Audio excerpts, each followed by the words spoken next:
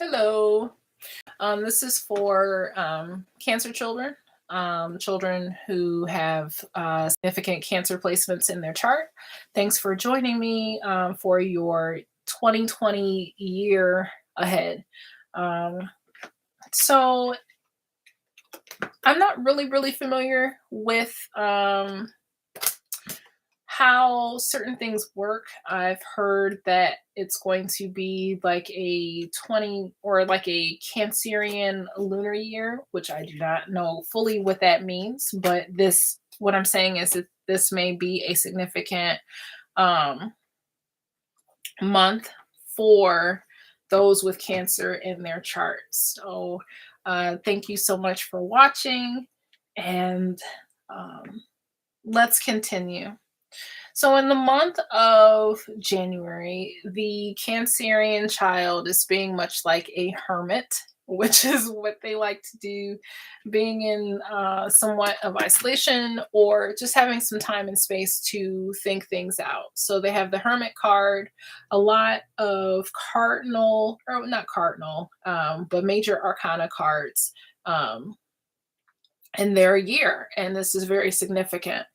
So, if your child or you have significant Cancerian placements in your chart, you may be hibernating in the month of January. You may be taking it slow. You may be thinking. You may be connecting to spirit, your source, reading spiritual books, things like that. If you're an adult, your Cancerian child may be more introspective, less active, or less wanting to go out and play, and maybe just saying to themselves, maybe being a little moody. That is another possibility as well. So we move into February. They may feel slightly out of sorts.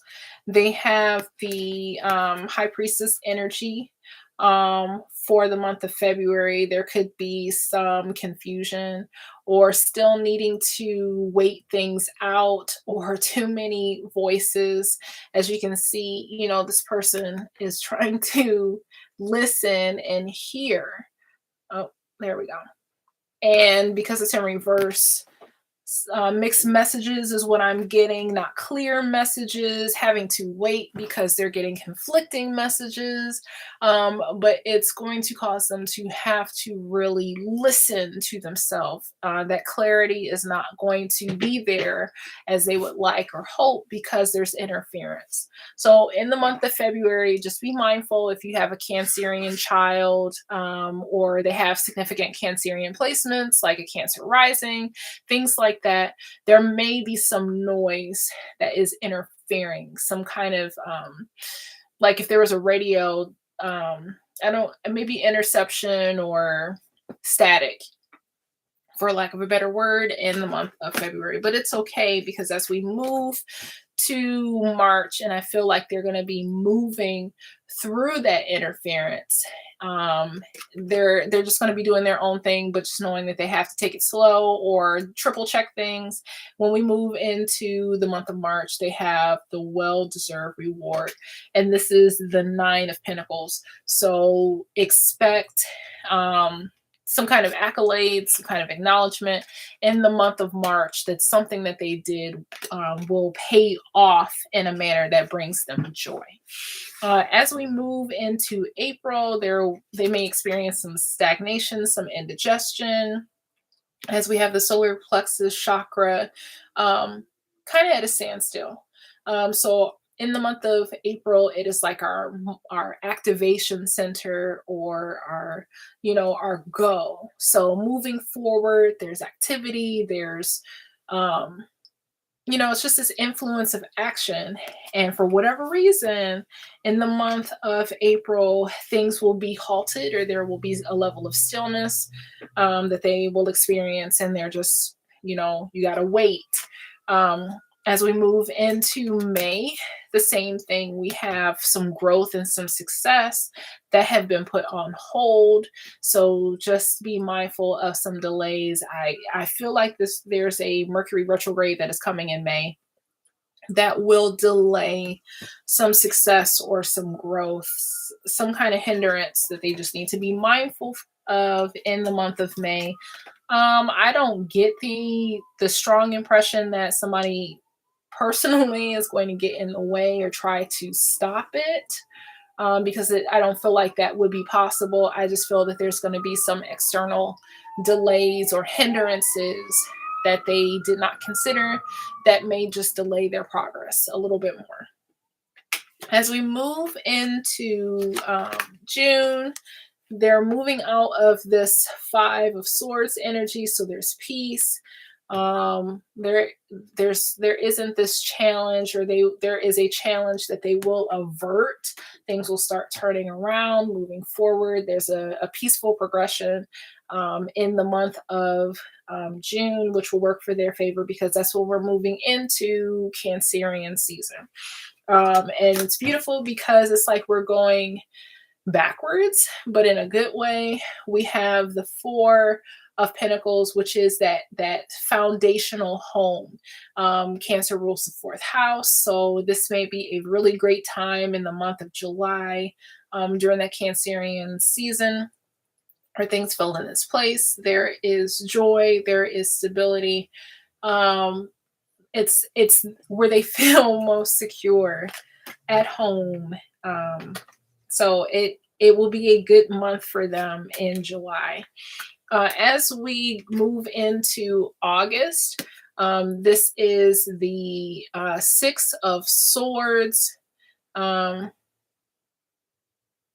trying to remember what the Six of Swords looks like. And why my brain, yes, this is moving away from something. Thank you. Something unfinished is still lingering. It's in this respect, somebody is moving away from something that no longer serves them, mental processing. But I feel like this is a time where there's still some sitting, there's still some working things out, there's still some contemplation. So it's really just a season in the month of August to sit with something, to as we will see in September, to just embrace it, to sit with it, to work through it, but it will all work out in the end. In the month of September, there is some acceptance, a level of embracing, a bigger picture unfolding, the room within themselves to accept something that is bigger than themselves. But they have the embrace card. It is the world card. It's just accepting something, taking something on. Cancer is a maternal, kind of a nurturing sign, and just having that ability to just hold and carry something that is bigger than themselves, and they just have the capacity to do that. As we move into October, we move out of the Three of Swords, which is the sadness and isolation. It's coming into his stepping forward, stepping out. Something will work in their favor. There's some growth here. It's a very powerful month. We have the Five of Swords in November. Could be some challenges here, but I feel like where the Cancerian child will be, they will just be so indifferent. And it's like, I'm not here for it. I'm not tied to the outcome because there's so much more that I'm writing on or focused on, and this is just a little blip. I don't care. It's indifferent. You choose, win or lose. The choice is up to them. They, to some extent, even if it could go either way, they won't care. They will be so detached from whatever this energy is that it's just like, well, whatever, I'm out. Like, I'm not attached to it. I'm not concerned because I have bigger things that are more important to me. In the month of December, it's a beautiful energy. Before something builds, something is being destroyed. And so we could have a situation in December where there's an unexpected tower moment where something crumbles, but it's okay because right there's a growth, there's something rebuilding, there's something blossoming. So I wouldn't even, worry about whatever this energy is. And so let me say this, because I do feel like this was in reverse. I could be wrong. But if that's the case, that was from November.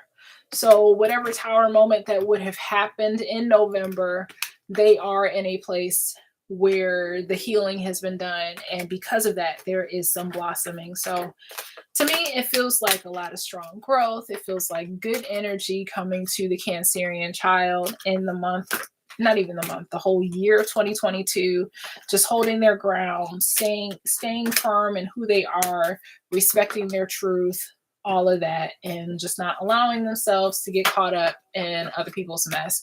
Firm boundaries is coming up for me. Or it's something that I see, not being swayed to and fro. um so that's all I got. But I see Cancerian children and people with strong Cancerian placements in their chart just thriving. It's going to be a year where stuff is going to happen, but they're so dedicated to their growth where they're not going to allow it to affect them heavily. So thanks for watching. Have a great year, and we will see you soon.